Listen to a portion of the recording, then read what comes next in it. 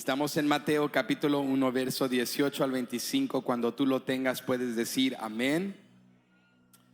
Y dice la palabra del Señor: el nacimiento de Jesucristo fue así. Estando desposada María su madre con José, antes que se juntasen, se halló que había concebido del Espíritu Santo. José su marido, como era justo y no quería infamarla, quiso dejarla secretamente. Y pensando él en esto, he aquí un ángel del Señor le apareció en sueños y le dijo: José, hijo de David, no temas recibir a María tu mujer, porque lo que en ella es engendrado del Espíritu Santo es. Y dará a luz un hijo y llamará su nombre Jesús. ¿Cuál es su nombre? Jesús, porque él salvará a su pueblo de sus pecados. Todo esto aconteció para que se cumpliese lo dicho por el Señor por medio del profeta, cuando dijo: he aquí una virgen concebirá y dará a luz un hijo y llamará su nombre Emmanuel, que traducido es Dios con nosotros. Y despertando José del sueño, hizo como el ángel del Señor le había mandado y recibió a su mujer. Pero no la conoció hasta que dio a luz a su hijo primogénito y le puso por nombre Jesús. Yo quiero hablarte en este día bajo el tema: el regalo de su presencia. El regalo de su presencia. Toca al que está a tu lado y dile: Él te ha dado su presencia. Vamos, anímalo. Dile: Él te ha dado su presencia. Inclina tu rostro conmigo y vamos a orar. Padre, te damos gracias por tu presencia. Gracias por tu palabra, que es verdad, que nos edifica, que nos instruye, que como una luz alumbra el camino para tener una plena comunión contigo. Gracias por lo que tú has hecho en este día. Nos has traído a este lugar para alabarte, para adorarte, y ese es un inmenso privilegio. Ahora te pedimos que nos hables de una manera personal, que nos enseñes a valorar tu presencia, que nos enseñes, Señor, a valorar todo lo que has hecho en nuestras vidas, y que al estudiar la historia del nacimiento de Jesús, nuestros ojos se abran para comprender que somos más bendecidos de lo que pensábamos, más dichosos y privilegiados de lo que habíamos reconocido, de que somos ricos, aunque no tengamos todo materialmente que quisiéramos tener. Somos ricos y tenemos en abundancia porque te tenemos a ti. Gracias por lo que has hecho en nuestras vidas. Lo pedimos en el nombre de Jesús. Todos decimos amén. Pueden ocupar su lugar. El regalo de su presencia. Mateo capítulo 1 nos cuenta en los versículos que leímos hace un momento la historia del nacimiento de Jesucristo. Y aunque el nacimiento de Jesucristo y la venida del Mesías eran verdades que habían sido declaradas por los profetas desde el Antiguo Testamento, aunque Dios había hablado a través del profeta Isaías y había dicho que la Virgen concebiría un hijo y que le llamaría Emmanuel, Dios con nosotros, aún así muchos judíos no habían comprendido la revelación y la aplicación de estas profecías. Habían escuchado las profecías, pero no las habían conectado del todo y no habían comprendido el cómo Dios lo iba a hacer. Entonces, aunque la venida de Jesucristo y la doctrina de la encarnación eran verdades que habían sido declaradas por los profetas, los judíos del primer siglo, para ellos aún así fue algo inesperado, porque Dios lo hizo de una manera tan extraordinaria. No extraordinaria porque Jesús haya venido con extravagancia, con poder y con grandeza, sino a lo contrario. Dios lo hizo de una manera tan extraordinaria porque vino Jesús de una manera humilde y sencilla. Y es en este sentido que la venida de Jesús fue algo que tomó por sorpresa a muchos de los que esperaban la venida del Mesías. Y por eso Mateo captura y describe este tema tan profundo y poderoso del cómo Jesús vino a nosotros Y nos resalta esta verdad de que Dios no envió a otro mensajero, de que Dios no envió a otro profeta, sino que Dios envió a Emmanuel, que traducido es Dios con nosotros. O sea que el día de hoy, aunque estés pasando por algo difícil, aunque tengas muchas necesidades, siéntete bendecido porque tienes la presencia de Dios. Tienes lo más importante que tú necesitas en tu vida, y es la presencia de Dios. Y si tienes acceso a la presencia de Dios, tienes acceso al Dios Todopoderoso, el que hizo los cielos y la tierra con meras palabras, el que sostiene el mundo por la voluntad y el poder y la autoridad de su palabra, el que abre y cierra los cielos como cortinas, el que puso fines a los mares, el que sostiene el firmamento y todo lo que existe. Su presencia está contigo. ¿Cuánto le dan gracias el día de hoy? Porque la presencia de Dios cambia todas las cosas. La presencia de Dios cambia todo. En la presencia de Dios todo es posible. Por eso para los judíos del primer siglo, algo tan especial, algo tan deseado, algo tan exclusivo era la presencia de Dios. Y la manera en la cual Dios reveló su plan redentor a través de los profetas era para indicarle a su pueblo que esta era una iniciativa y un deseo de parte de Dios. No es iniciativa del hombre el tener comunión y convivio con Dios. No, a lo contrario, el hombre, tú y yo, buscamos nuestra vida y las cosas a nuestra manera. Pero ha sido iniciativa divina el que Dios se revele a nosotros en la persona de Jesucristo, y de que tengamos acceso a su presencia. Y Mateo 1 nos enseña que nada de esto hubiese sido posible sin el nacimiento de Jesucristo. Por eso esta historia es tan importante, y hay 3 lecciones que yo te quiero enseñar acerca de lo que el regalo de la presencia de Dios suma a tu vida. ¿Por qué es tan importante que yo tenga la presencia de Dios? En primer lugar, este relato nos enseña que la presencia de Dios nos sorprende. En segundo lugar, nos enseña que la presencia de Dios nos confronta. Y número 3, nos enseña que la presencia de Dios nos transforma. Lo primero que aprendemos en este relato es que la presencia de Dios nos sorprende. Vuelve conmigo a Mateo capítulo 1, versículo 18. Escucha nuevamente lo que ocurre. Mira cómo Mateo narra esta historia. Dice: el nacimiento de Jesucristo fue así. Estando desposada María, su madre, con José, antes que se juntasen, se halló que había concebido del Espíritu Santo. Ahora, tú y yo acabamos de leer un verso que destaca un punto clave, un punto tan importante dentro de la historia del plan redentor de Dios. Cuando tú lo lees, este verso en primera instancia no parece un verso que te sacude, que te tira de tu asiento, que te llena de asombro y de maravilla, porque quizá no hemos comprendido la magnitud de lo que significa que una muchacha virgen haya concebido del Espíritu Santo. No a un mensajero, no a un futuro profeta, sino a Emmanuel, Dios en carne, Dios con nosotros. Para poder comprender el impacto de lo que está pasando en esta concepción milagrosa, debemos reconocer la historia redentora de Dios en la Biblia. Porque en el Antiguo Testamento, desde el origen, es decir, desde el libro de Génesis, desde el principio, Dios ha deseado estar con nosotros. Qué hermoso es que cuando Dios creó al hombre, no solo lo creó y luego se desconectó o se desinteresó de él, sino que dice la Biblia que cuando Dios creó al hombre, lo hizo a su imagen y semejanza. Y escucha esto: Dios deseaba tener comunión con el hombre. ¿Cuántos se sienten privilegiados?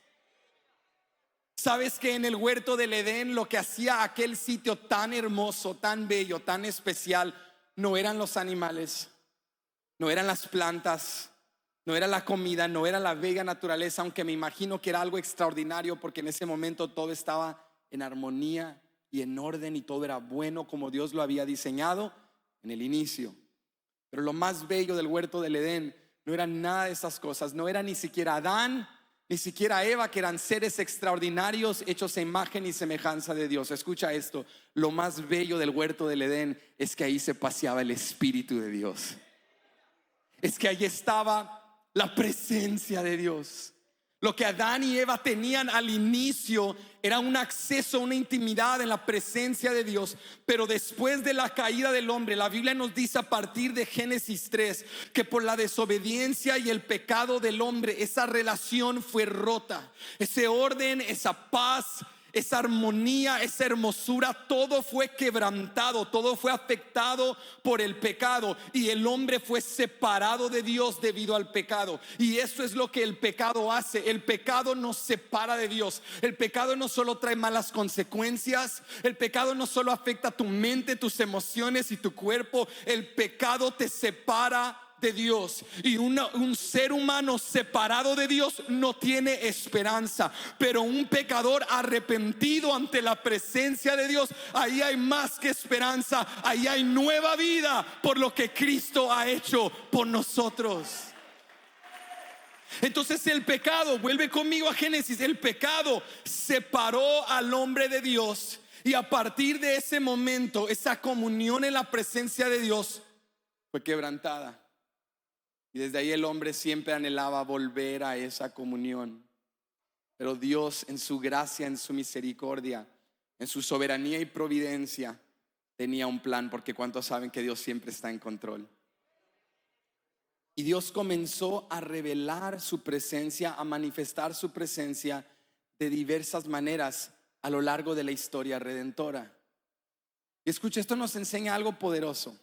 Sé que al escuchar esto quizá no cuadre, no encaje con tu circunstancia actual y tú digas, no, Benji, no estoy de acuerdo. Pero quiero que abraces esta perspectiva conmigo, que lo peor que te puede pasar en la vida no es sufrir.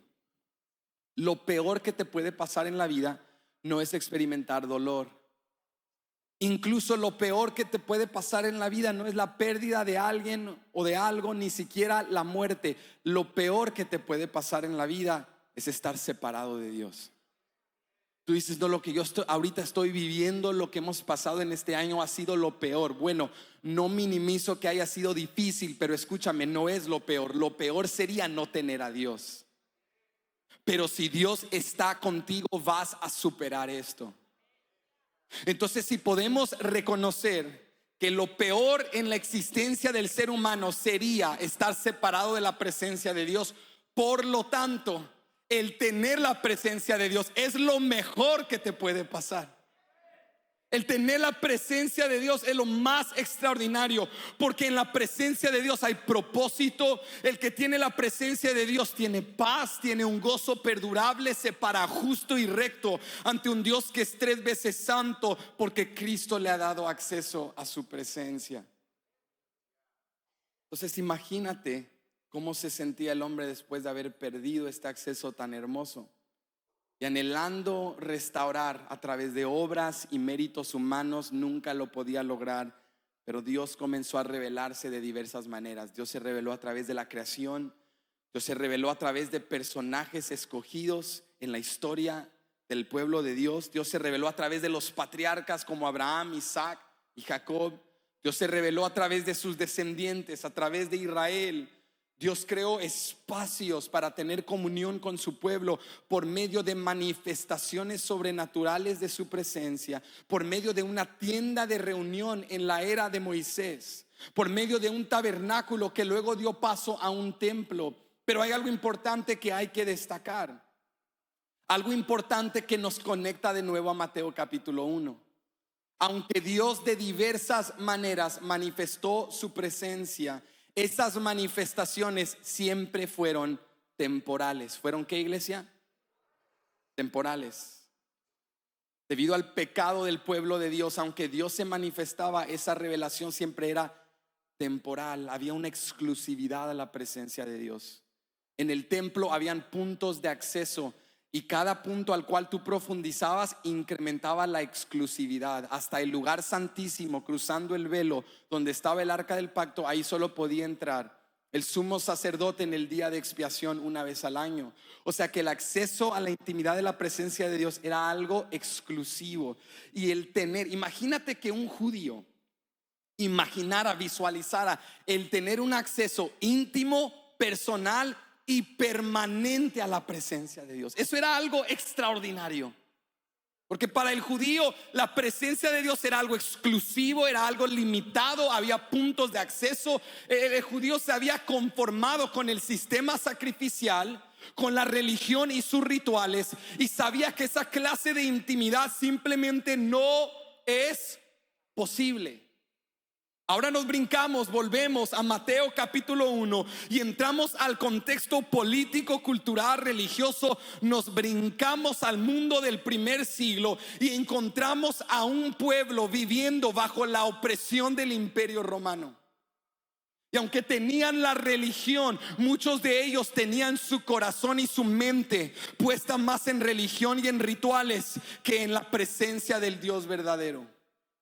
Había muchos que se habían apartado de Dios y realmente no le conocían y esperaban al Mesías, esperaban la venida del ungido y el enviado de Dios, que Dios manifestara su gloria y su poder, que Dios los restaurara como la nación más potente y poderosa del mundo, que Dios restaurara la gloria de Israel. Estaban esperando, pero estaban esperando que Dios lo hiciera a su manera. ¿Cuántos el día de hoy están esperando una intervención de parte de Dios? Están esperando un milagro, una sanidad, un toque de Dios, una bendición, una provisión. Y mientras tú y yo esperamos, ¿qué hacemos? Comenzamos a imaginarnos cómo va a ser. Y comenzamos a visualizar el trabajo, la bendición, la relación, la sanidad y cómo vamos a responder. Y hasta comenzamos a prometerle a Dios cosas que ni siquiera tenemos. Cuando me des el trabajo, Dios, te prometo que voy a dar. Y cuando me sanes y me bendigas, Señor, hago un pacto aquí ante tu presencia que voy a hacer esto y aquello. Y comenzamos a emocionarnos y a visualizar. Pero hay algo que nos enseña Mateo capítulo 1. Cuando Dios te da una palabra, no te aferres a una escena que tú visualices. No te cases con una noción de una serie de circunstancias. Tú abraza la palabra de Dios y luego prepárate para ser sorprendido por su presencia. Porque cuando Dios lo haga, Dios lo va a hacer a su manera. ¿Cuántos pueden decir amén? Escúchame, cuando Dios interviene en tu vida y en la mía, Dios siempre nos sorprende, porque la Biblia nos enseña que Dios es el Dios de lo inesperado, que cuando Dios hace algo, lo hace de la mejor manera posible, y la mejor manera posible siempre es a la manera de Dios. Tú recuerdas en el contexto de la historia del nacimiento de Jesús, que le precede el nacimiento de su primo, de Juan el Bautista. ¿Recuerdas aquella historia que la encontramos en Lucas capítulo 1 del sacerdote Zacarías, el que llegaría a ser el padre de Juan el Bautista? Y dice la Biblia que Zacarías era un anciano. Su esposa Elizabeth también era una anciana. Y dice la palabra que un día que Zacarías estaba en el templo adorando, ministrando, haciendo lo que él hacía, su rol como sacerdote. Dice la palabra que el ángel del Señor se le manifestó. Ahora Zacarías, recuerda, un anciano, su esposa anciana, una mujer estéril, probablemente ya habían descartado la noción de formar una familia. Pero la Biblia indica que seguían orando, porque a veces tú y yo le pedimos algo al Señor y nos acostumbramos tanto a que el Señor no lo ha hecho, que hasta cuando pedimos ni creemos lo que estamos pidiendo. Señor, cambia ese muchacho, sé que nunca va a cambiar, pero pues cámbialo, Señor. Y sácame de esta situación, no sé si voy a salir, llevo años en lo mismo, pero sácame, Señor. Y oramos y ni creemos lo que estamos orando. Pero cuando tú clamas a Dios, aunque tú no lo tomes en serio, Dios toma su palabra bastante en serio. Y cuando Dios decreta algo, Dios te va a sorprender.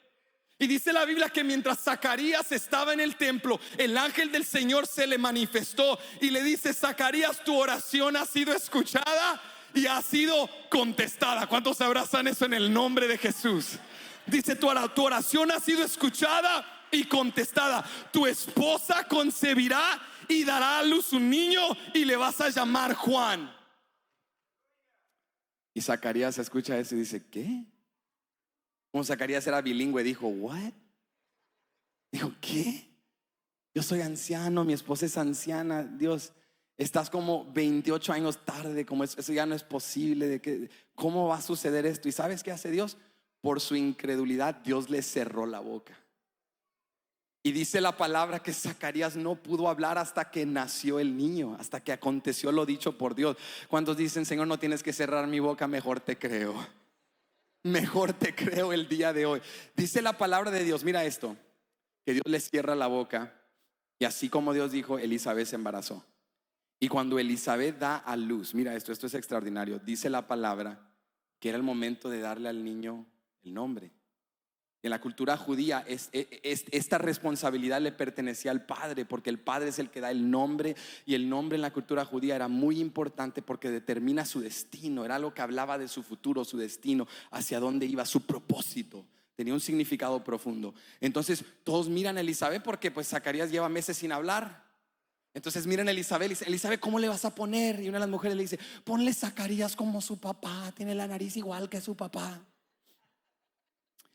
Y Elizabeth le dice, no, le vamos a poner Juan, eso es lo que Dios nos dijo. Y le dicen las mujeres, no, ponle Zacarías como su papá. Y de repente la mujer dice, no, espérense, hay que preguntarle a Zacarías. Le dice, Zacarías, ¿cómo le vas a poner? Y Zacarías les dice, tráiganme una tabla para escribir. Y le traen una tablita así, un iPad Pro. Y se lo traen, y Zacarías agarra esa tablita y mira lo que dice. Zacarías escribe, su nombre será Juan. Y dice la palabra que en el momento que eso sucedió, Dios le abrió su boca. Y Zacarías comenzó a alabar y a glorificar a Dios.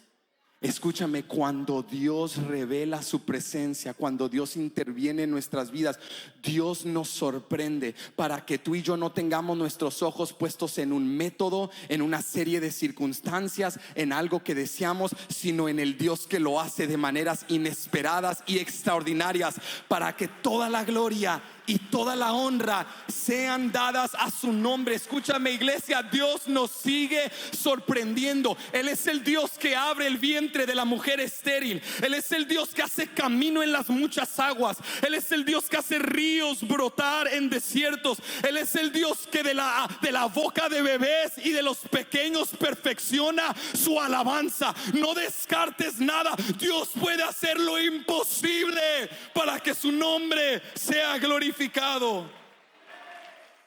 No te encierres hoy en que soy demasiado joven y me falta tiempo para servir a Dios, o soy demasiado anciano y mis años buenos ya pasaron. Escúchame, Dios te puede usar a ti. Dios te puede sorprender otra vez. Dios puede derramar su gloria sobre tu vida de maneras inesperadas. Lo hizo en Zacarías, lo hizo también en María y en José. Lo puede hacer en nosotros otra vez. La Biblia nos dice que Jesús no vino con poder y gloria y con ejércitos. No, vino de una manera sencilla, a un pueblo ordinario, a una pareja sencilla y humilde, y de esta manera sorprendió a todos. Aunque las profecías estaban ahí, el cómo Dios lo iba a hacer en lo particular era algo que sorprendió, y por eso los pastores adoraban, siendo de un oficio humilde. Por eso probablemente después de un año aquellos reyes magos que viajaron del oriente le adoraron y le trajeron presentes por la majestad, la grandeza, la soberanía y la providencia del Dios que dice: no necesito palacios y extravagancia y autoridad y ejércitos para manifestar mi presencia. Yo puedo enviar a mi hijo a través de una joven muchacha virgen. Yo puedo hacer lo extraordinario también con lo ordinario. Alguien que le dé gloria y que le dé honra en este día. Prepárate para ser sorprendido por Dios. A veces tú vienes a la iglesia esperando que Dios te hable de una manera personal y especial en el sermón, y nada, que Dios te va a hablar esta noche con tu hijo. Dios te va a hablar mañana en el trabajo. Y Dios te va a hablar en ese momento de estrés y de afán, o a través de la enfermedad, de la manera que menos esperas. Dios te sorprende y su presencia se manifiesta en un hospital, en una casa, en una sala, en un trabajo, en un salón de escuela, en un sitio que tú y yo diríamos: ahí no se manifiesta Dios, ahí Dios se puede manifestar también. Tú y yo estamos esperando llegar a la cumbre del monte para ver la gloria de Dios, y Dios dice: aquí en el valle yo te voy a sorprender.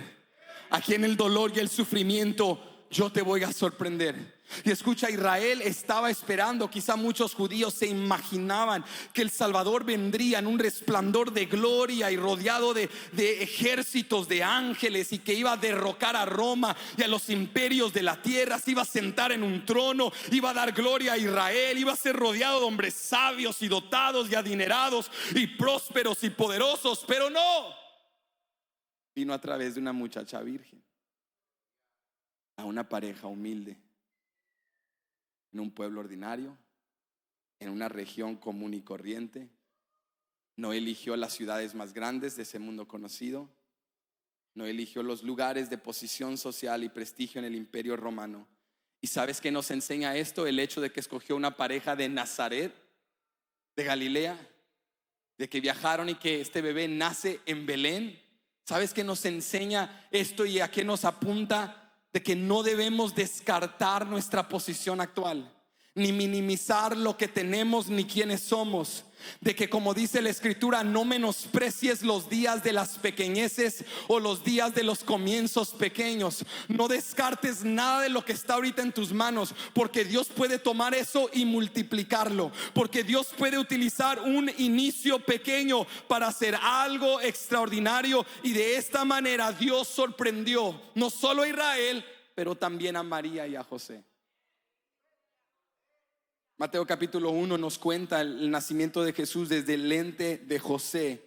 Lucas nos habla desde el lente de María, pero mira esto, nos dice la Biblia cuando reconciliamos ambas historias, que Dios elige a una pareja humilde.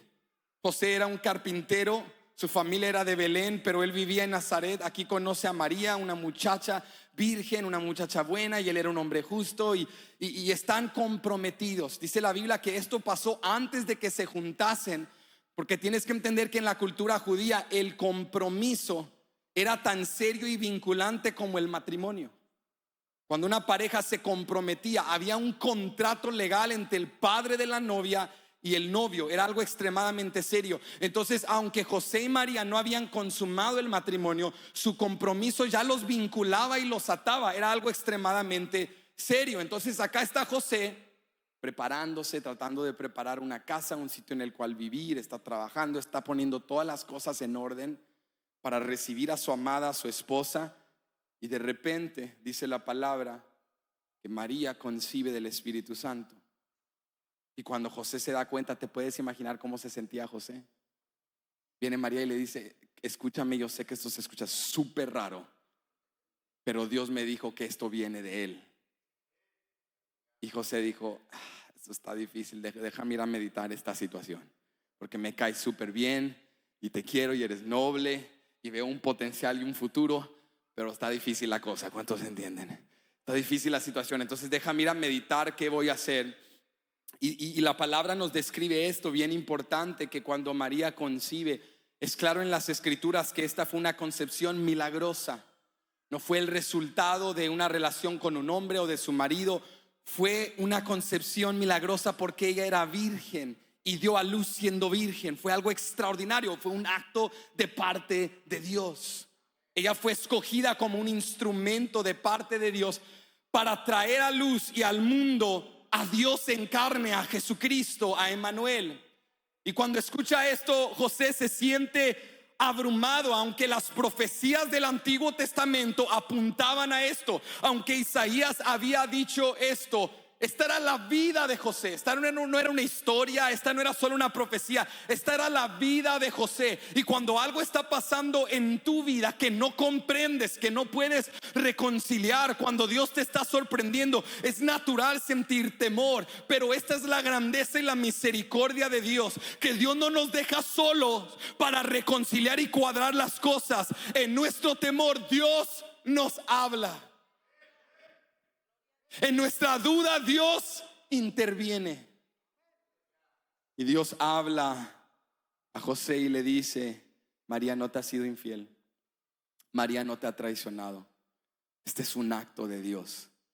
María es un instrumento escogido por mí. Y José, tú también tienes un rol si estás dispuesto aceptarlo. Lo primero que aprendemos es que la presencia de Dios nos sorprende, pero en segundo lugar, mira esto, la presencia de Dios también nos confronta.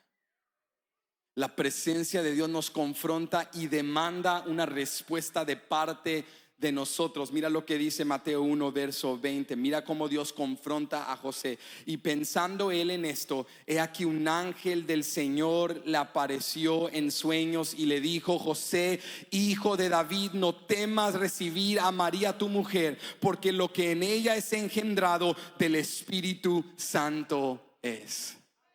Entonces quiero que notes algo conmigo. José está haciendo planes. ¿Qué está haciendo José? Planes. José está haciendo planes. La Biblia no dice que José comienza a orar y a buscar a Dios y a consultar a Dios. No, José hace lo que hacemos nosotros los mortales, impulsivos, apresurados, precipitados. José empezó a hacer planes. José dice la Biblia que dijo: esto ya no va a funcionar, yo no puedo seguir con María. Pero era un hombre justo. Y por ser un hombre justo no la iba a difamar, no la iba a poner en vergüenza, no la iba a echar fuera. Iba secretamente a divorciarse de ella para proteger su nombre y su reputación. Ya tenía sus planes hechos, como tú y yo tenemos nuestros planes hechos. Y luego Dios nos confronta con su presencia. Mientras él estaba pensando en todo esto, dice la palabra que el ángel del Señor se le aparece y le dice: José, hijo de David, no temas. ¿Qué le dijo?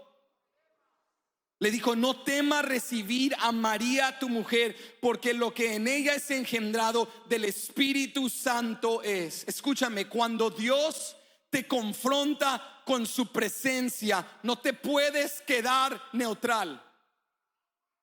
O le vas a obedecer o le desobedeces. O le crees o dudas. Pero ante Dios nadie se queda neutral. Y él dice: bueno, pues cuando Dios me ha hablado a mí, yo no he hecho nada. El no hacer nada es también una respuesta. El no hacer nada es desobedecer. El no hacer nada es no creerle. Ante lo que José estaba escuchando, José no se podía parar neutral. José no podía quedarse como intocado, como que no había sido impactado, como indiferente. No podía. Lo que Dios le estaba diciendo era demasiado grande, demasiado extraordinario, demasiado importante. José no podía evitar la responsabilidad de responder a la confrontación de la presencia de Dios, porque cuando Dios revela su presencia, demanda nuestra atención. Cuando Dios nos confronta con la verdad, Él demanda nuestra atención. Y Dios no le da a José todos los detalles. Dios no le da los 10 pasos de lo que va a pasar. Dios no le desglosa el futuro venidero. Lo que Dios hace es darle una palabra de fe. ¿Una palabra de qué? Una palabra de fe. Le dice: no temas en recibir a María tu mujer, porque lo que en ella es engendrado del Espíritu Santo es. Dios le cambia sus planes. Dios reta sus expectativas. Dios viene y gira su enfoque y su atención de su circunstancia actual a los planes divinos y a la buena y perfecta voluntad de Dios. Dios le dice: tú ves a una virgen embarazada que en tu mente no cuadra y no tiene sentido, pero escucha mi palabra que va a incrementar tu fe. Esto no es traición, esto no es abandono, esto no es pecado de María. Este es un milagro de parte de mí. Este es mi plan, mi propósito. Y Dios así en nuestra situación, en nuestro dolor, en nuestro desafío, nos confronta con su presencia, demandando una respuesta. ¿Me vas a creer y me vas a obedecer, o vas a dudar de lo que yo te estoy diciendo? Dios no solo le da a José una palabra de fe, Dios le da una palabra de propósito. Mira lo que le dice en el verso 21. Le dice: este no va a ser cualquier niño, esto no es solo un mensajero. Dice: y dará a luz un hijo y llamará su nombre Jesús. ¿Cómo llamará su nombre? Jesús, porque él salvará a su pueblo de sus pecados. En el griego es el nombre Jesús, pero en el hebreo es el nombre Yeshua y significa Salvador. ¿Qué significa? Yeshua es Yahweh, Jehová Salvador. Mira lo que le dice el ángel a José. Te estoy invitando, dice Dios, a ser partícipe de algo extraordinario. María es instrumento para traer no a cualquier bebé, sino al Salvador que va a salvar a su pueblo de sus pecados. Y nota esto conmigo, aquí está la palabra de propósito. Y José, tú llamarás su nombre. ¿Quién le va a llamar? José. Tú lo llamarás Jesús. Dios le dice: José, tú no eres su padre, porque el Padre de Jesús es nuestro Padre celestial. Pero José, sí te estoy dando un rol, una oportunidad de ser una figura paternal en su crianza. Te estoy invitando a ser partícipe de lo que estoy haciendo a través de María. Tú no eres su padre, José, pero tú le pondrás el nombre como lo hace un padre en la cultura judía. Tú tienes un rol también. Cuando Dios te confronta con su presencia, Él demanda una respuesta. Y si tú respondes con fe y obediencia, escucha, mi iglesia, Él te da propósito.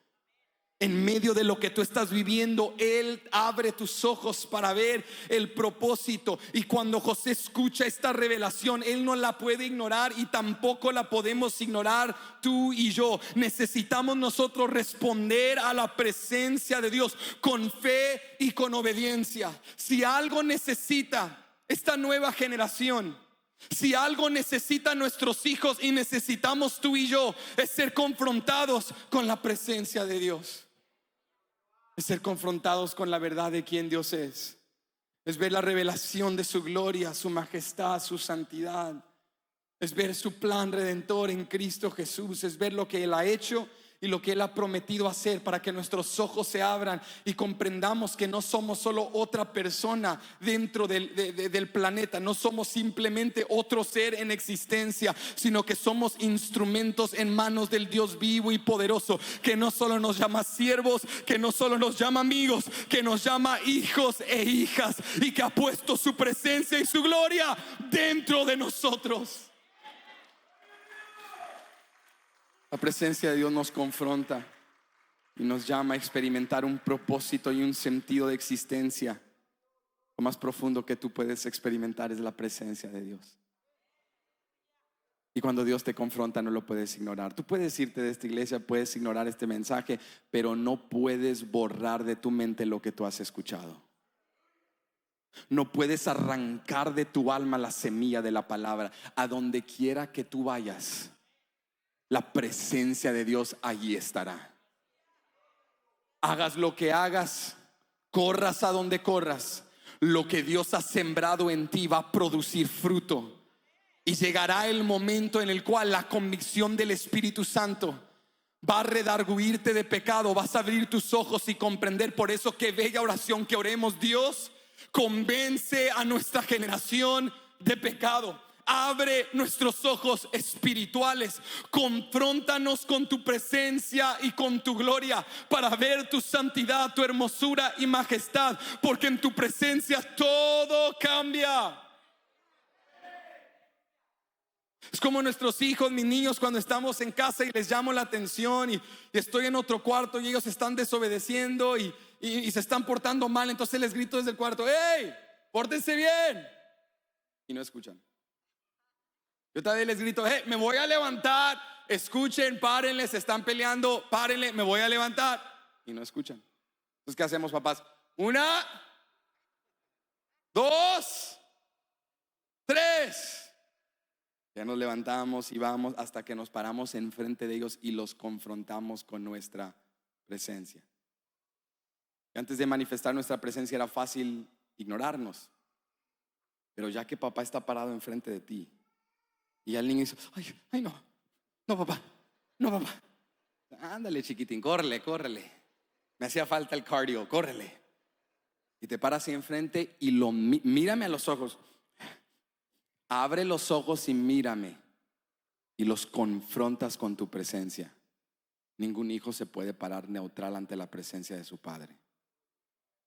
Tú determinas, yo determino cómo respondemos, pero no podemos ser neutrales. Obedezco o desobedezco, creo o dudo, me someto o me voy a rebelar. Pero la presencia de un padre demanda atención. Y ves el nacimiento de Jesucristo, la encarnación, fue la manifestación de la presencia de Dios y demandaba atención. José no podía escuchar esto y decir, bueno, me voy a dormir y mañana la pienso. Dios me está diciendo que mi prometida está embarazada porque ha concebido del Espíritu Santo. No me ha sido infiel, sino que ha sido un instrumento servicial en las manos de Dios. Y ahora Dios me está invitando a mí, y a través de ella y a través de nosotros vamos a crear al Hijo de Dios. Tú no te tomas un té de canela y te vas a dormir después de eso. Tú respondes. Y José decide responder con obediencia. ¿Cómo respondes tú y cómo responderé yo? Cuando somos confrontados con la presencia de Dios, cuando somos confrontados con el evangelio de Jesucristo, cuando el Padre, después de darnos múltiples oportunidades, se para ante nosotros en un servicio, en un día de familia, en la casa, en la oficina, donde quiera que estés, y la gloria de Dios se manifiesta, no puedes pararte neutral ante la presencia del Dios vivo. Dios en el tiempo correcto confrontó a su pueblo y al mundo con la venida de Jesús. Mira lo que dice Pablo en Gálatas 4, verso 4 al 7. Pero cuando vino el cumplimiento del tiempo, es decir, en el tiempo correcto de Dios, Dios envió a su Hijo, nacido de mujer y nacido bajo la ley, para que redimiese a los que estaban bajo la ley, a fin de que recibiésemos la adopción de hijos. Y por cuanto sois hijos, Dios envió a vuestros corazones el Espíritu de su Hijo, el cual clama, Abba, Padre. Así que ya no eres esclavo, sino hijo, y si hijo, también heredero de Dios por medio de Cristo. Pablo dice, no te pares neutral ante Dios, desinteresado, desconectado. No vengas a la iglesia como que este es otro rollo que haces el fin de semana, otro ritual, otra tradición religiosa. No, dice, tú tienes acceso a la presencia de Dios como hijo para clamar a Él, Abba, Padre. Y si eres hijo, también eres heredero. Responde con fe, responde con obediencia. Como respondió José, Mateo 1, 24 al 25 nos dice que obedeció. Y despertando José del sueño, hizo como el ángel del Señor le había mandado. Y recibió a su mujer, pero no la conoció hasta que dio a luz a su hijo primogénito y le puso por nombre Jesús. José obedeció. José vio más allá de lo que estaba pasando en su circunstancia. José abrazó la palabra de Dios para su vida. José fue confrontado por la presencia de Dios y vio lo que Dios le estaba revelando. Escúchame, esta Navidad veamos la presencia y la gloria de Dios en todo lo que hacemos. Porque te voy a decir algo, viviendo en este país y en esta cultura, es fácil para nosotros practicar las tradiciones sin sentido, practicar las tradiciones sin propósito. Y no me malentiendas, a mí me encanta la Navidad, es un tiempo que me encanta con mis niños, con mi esposa, con la familia. Incluso aquí en la iglesia es un momento bello de cantos, de luces, de decoraciones, de actividades, de disfrutar. Hay una alegría en todas partes. Es un momento hermoso, hay tanto que hacer. Y cuántos latinos le dan gloria a Dios por esa comida. Aleluya. Es un tiempo extraordinario. Pero escúchame, fácilmente caemos en la corriente de la cultura y pensamos que todo esto que estamos haciendo es simplemente una fiesta, que todo esto que estamos haciendo es otro momento del año, es otra tradición que repetimos, y no vemos más allá, que todo esto es una confrontación de la presencia de Dios en nuestro mundo, que todo esto es un recordatorio de la venida de Cristo Jesús. Si nosotros desglosamos las tradiciones de nuestra cultura, escucha esto, analiza esto conmigo, comenzamos a darnos cuenta que para el mundo secular esto es una celebración de la humanidad. Para el mundo esta es una celebración de una esperanza secular fundada en ideales humanistas. La cultura dice, este es un tiempo de esperanza y de gozo y de risa y de familia y de buena comida y de regocijo y de magia y de gozo. Este es un momento hermoso, pero la pregunta es, ¿por qué hay esperanza? ¿Por qué hay gozo? ¿Por qué cantamos? ¿Qué estamos celebrando? Y si no nos damos cuenta y no somos intencionales para darle significado a cada tradición, terminamos practicando ideales humanistas. Terminamos celebrando el bien del hombre, el altruismo del hombre, el potencial del hombre, y le atribuimos lo bueno al hombre. Y todo esto se trata de la familia y de nosotros y de regalos y de Santa Claus y de lo bueno en nosotros y de dar porque somos tan nobles, ¿verdad que sí? Y damos porque somos tan generosos. Pero tan pronto acaba Navidad, psicólogos han estudiado este fenómeno llamado la depresión navideña, que tan pronto acaba Navidad, todos sentimos como una tristeza, porque ya se desenmascaró la mentira de que no somos buenos, de que no somos súper generosos, de que después de abrir tantos regalos nuestros hijos siguen tan malagradecidos como el año pasado, que después de tanto trabajo que duraste para conseguirle a quien te tocaba su regalo y lo abrieron y dijeron: wow, gracias. Dices: malagradecido, horas que esperé en fila para conseguirte eso. Trabajo que me aventé en el Viernes Negro para agarrarte eso, para que seas un malagradecido, y te deprimes después de toda la barbacoa y los tamales y el pozole y los buñuelos. Gloria sea dada a Dios. Miras puros trastes sucios y pisos asquerosos y bolsas de basura que parecen torres del mal. Y después de todo eso sientes tristeza. ¿Por qué? Porque es un engaño. Porque en la Navidad celebramos el hombre y cantamos de un Santo Claus que en la noche mira a los niños. Nadie mira a los niños en la noche. El único que guarda de la ciudad y la casa en la noche se llama Jesús.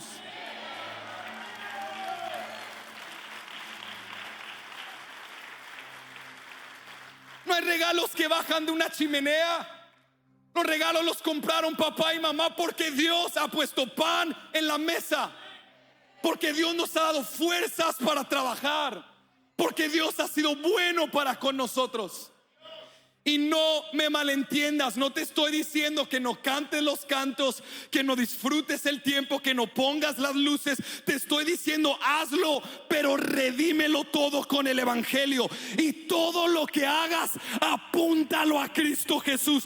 Ponemos luces porque la luz del mundo ha venido a nosotros, y comemos porque Él ha enviado el pan del cielo, y cantamos porque Él es el Salvador del mundo.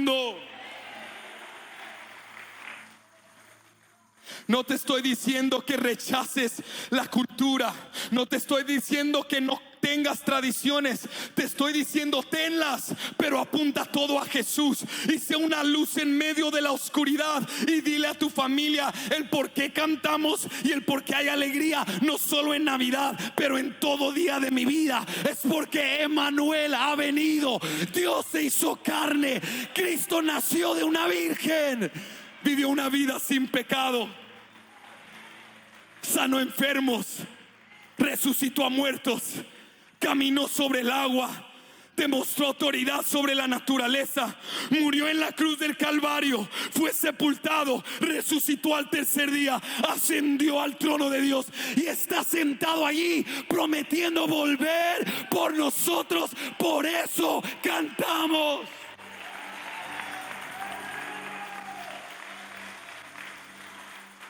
Entonces este martes y miércoles haz la fiesta más grande que tú puedes hacer.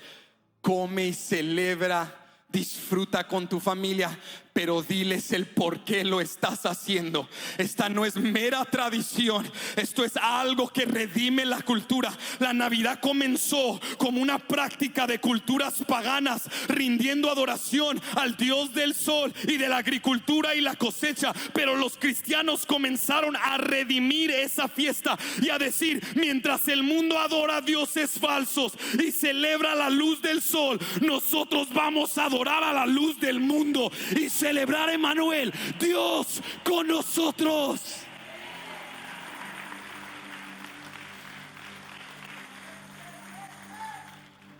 nosotros tenemos que hacer la fiesta más grande, porque nosotros sí bien que tenemos razón para celebrar.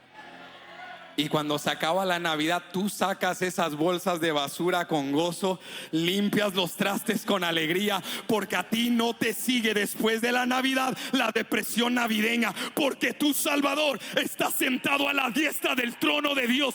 Tú sigues celebrando y la fiesta no termina, y la vamos a hacer en la nueva Jerusalén, porque Cristo vino, murió, resucitó y volverá.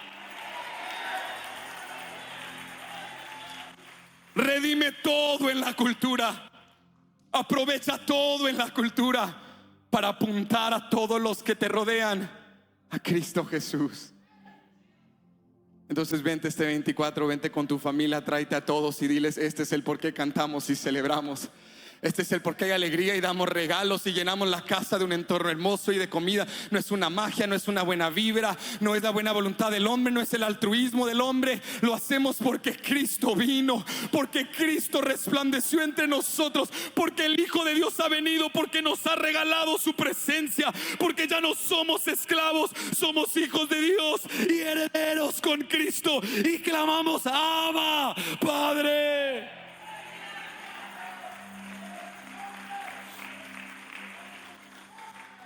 No pierdas una oportunidad cuando eres confrontado con la presencia de Dios. Apunta todo a Cristo. Te dejo con esto. Aprendimos hoy que la presencia de Dios es el regalo supremo, porque su presencia nos sorprende, su presencia nos confronta, pero por último aquí te dejo: su presencia nos transforma. Mira lo que suma Mateo, si vuelves conmigo a Mateo capítulo 1 versículo 22 al 23. Dice aquí Mateo: todo esto aconteció para que se cumpliese lo dicho por el Señor por medio del profeta, cuando dijo: he aquí, una virgen concebirá y dará a luz un hijo, y llamarás su nombre Emmanuel. Mateo conecta las profecías del Antiguo Testamento y nos da esa revelación de que esto es lo que Isaías había dicho, de que este es el regalo extraordinario, es la presencia de Dios, de que ya no es algo exclusivo solo en un templo y en un lugar santísimo, de que Él está contigo en este momento. ¿Cuántos le dan gracias? Y que al salir de este santuario, ¿sabes? Él está contigo. Y que al llegar a casa donde te esperan esos retos, Él está contigo. La presencia de Dios te transforma, porque ya no solo Él nos da un punto de reunión, ya Él mora en nosotros. Entonces la pregunta es: ¿por qué a veces actuamos tan indiferentes, tan desinteresados, tan apáticos acerca de este regalo tan grande que nos transforma? ¿Sabes por qué? Porque muchos no hemos comprendido la magnitud de lo que Dios nos ha dado. No comprendemos la magnitud de tener la presencia de Dios, y si lo entendiéramos, comprenderíamos que su presencia transforma todo. Mateo dice: no pases esto por desapercibido, no descuides esto. Dios ha venido a nosotros, Dios en carne. ¿Comprendes lo que esto significa? Que Él no envió un mensajero, que Él no envió a un profeta, que Él no simplemente envió lo mejor, que Él se dio a sí mismo. Es la historia de la Biblia la que nos ayuda a comprender la magnitud del regalo de la presencia de Dios y cómo esa presencia nos transforma. En la época de la creación y del inicio, en Génesis, cuando Dios creó todo, como te decía en la introducción, el Espíritu de Dios se paseaba por el huerto. Dios tenía comunión con el hombre, pero por el pecado esa comunión fue quebrantada y esa presencia se separó del hombre.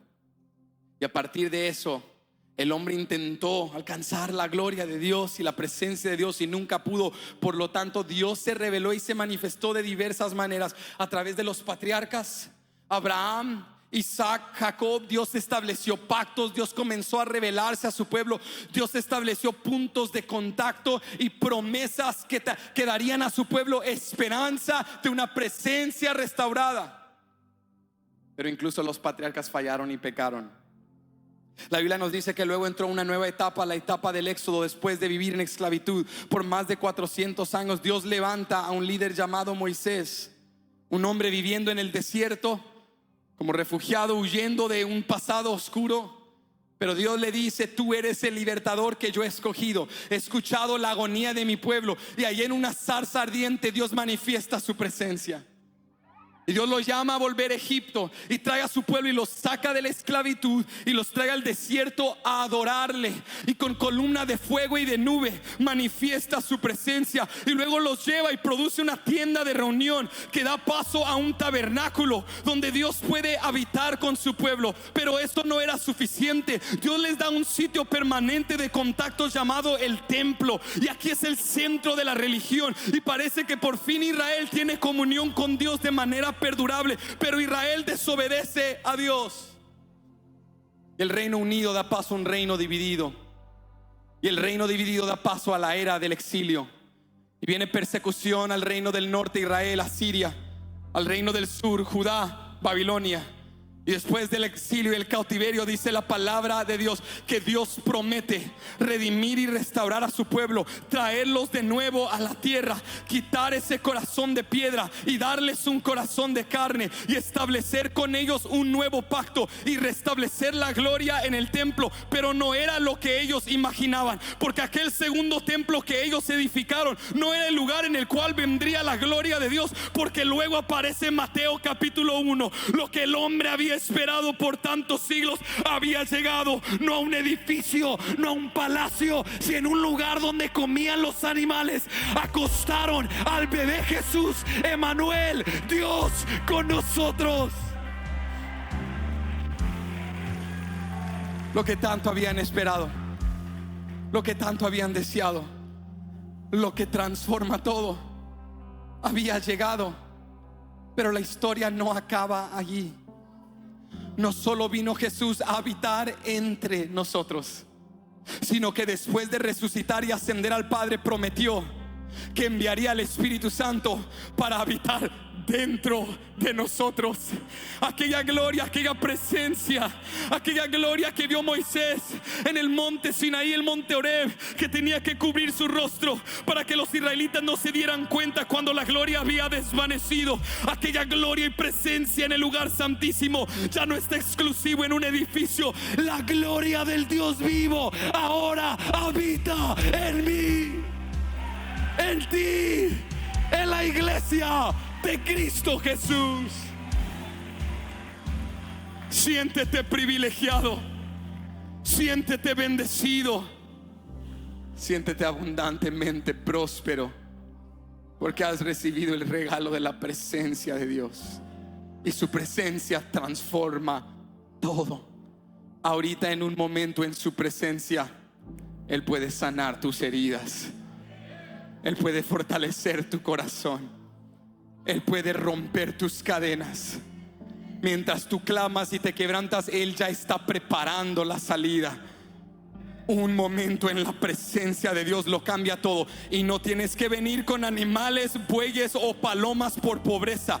Puedes entrar a su presencia con acceso libre, porque Cristo te ha redimido, porque Cristo te ha salvado, porque Cristo te ha hecho hijo, porque Cristo te ha hecho heredero. Tienes acceso a la presencia y a la gloria de Dios. A alguien que se ponga de pie y le dé gracias.